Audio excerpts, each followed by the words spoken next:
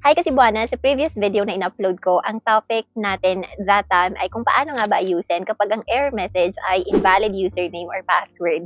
Ngayon naman sa video na to, ang tatalakayin natin ay mga paraan kung paano nga ba natin maayos kapag ang error message naman ay account locked or too many failed attempts. So kung meron kang ganitong error message na na-encounter each time na maglo-login ka sa Easybuana account app mo, make sure to watch this video until the end.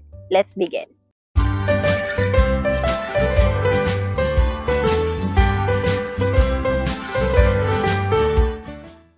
Step 1 po, mag-wait po muna tayo ng at least 15 to 30 minutes kapag nakatanggap tayo ng account locked or too many failed attempts na error message.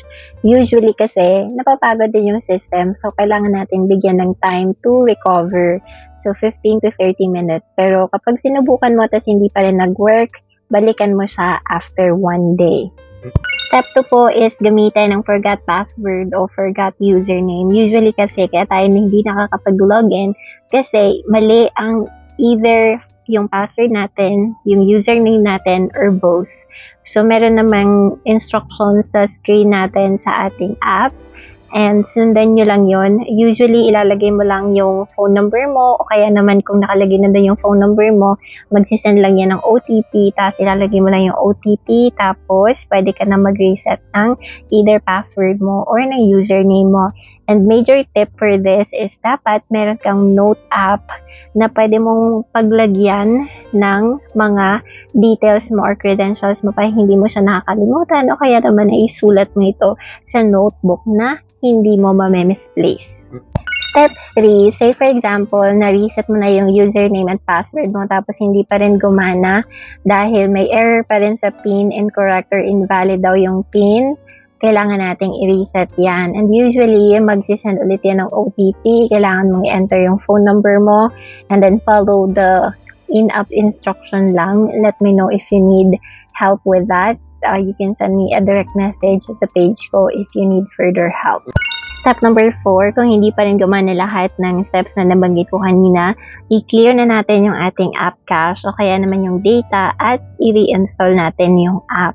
Step number 5 is to make sure na updated yung know your customer information mo. Ibig sabihin, kung hindi tugma or may mismatch sa information na ini-enter mo versus sa information na meron sa Easybuana Luwilier mismo, then magkakaroon talaga ng problema, malalak talaga yung account mo dahil ma-flag ka na kaagad. So what you need to do is to go to the nearest Easybuana branch, bring your valid ID as well as your phone kasi kailangan yan for code or verification. And kapag napatunayan nila na there is an error nga, then they will help you fix that doon mismo sa branch. Yun. So, let's say hindi pa rin talaga nag-work. So, kailangan mo nang kontakin yung customer service ng Easybuana Luwilier. Ipa-flash ko po sa screen yung details nila.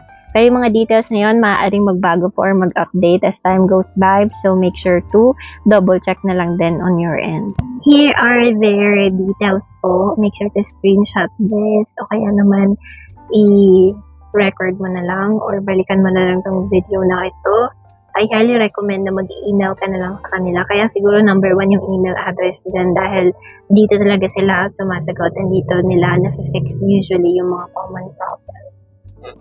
Alright, so those are the ways in order for you to be able to log into your Easybuana account if your error message is account locked or too many failed attempts. So kung may natutunan po kayo sa video na to, make sure to hit that like button, subscribe to this channel if you haven't already. If you have video suggestions, feel free to write that in the comment section below. Any comments about this topic will be appreciated as well. I promise to reply to every single comment of yours and I'll talk to you next time. Bye!